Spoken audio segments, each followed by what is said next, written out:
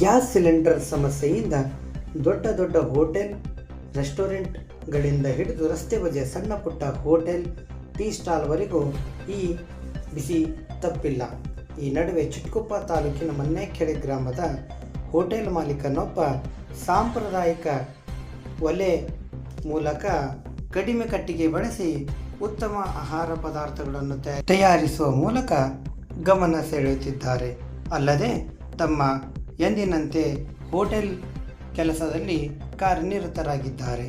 ಮನ್ನಾಯಿಕೆರೆ ಗ್ರಾಮದ ಸರ್ಕಾರಿ ಸಮುದಾಯ ಆರೋಗ್ಯ ಕೇಂದ್ರದ ಆವರಣದಲ್ಲಿರುವ ಟಿಫನ್ ಸೆಂಟರ್ ಮಾಲೀಕ ರಾಜು ಸಗರ್ ಅವರು ಗ್ಯಾಸ್ ಸಿಲಿಂಡರ್ಗೆ ಪರ್ಯಾಯವಾಗಿ ಸಾಂಪ್ರದಾಯಿಕ ಒಲೆಯ ಮೂಲಕ ತಮ್ಮ ನಿತ್ಯದ ರುಚಿಯಾದ ಅಡಿಗೆಯನ್ನು ತಯಾರಿಸುವ ಕಾರ್ಯದಲ್ಲಿ ನಿರತರಾಗಿದ್ದಾರೆ.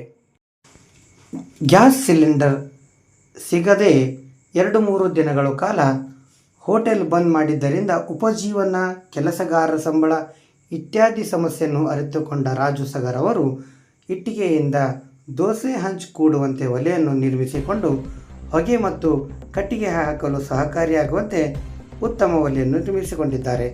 ಇದರಿಂದ ಪ್ರತಿನಿತ್ಯ ನೂರಾರು ಜನರಿಗೆ ದೋಸೆ, ಉತ್ತಪ್ಪ ಸೇರಿ ಇತರೆ ಪದಾರ್ಥಗಳನ್ನು ತಯಾರಿಸುತ್ತಾ ಜನರ ಗಮನ ಸೆಳೆಯುತ್ತಿದ್ದಾರೆ.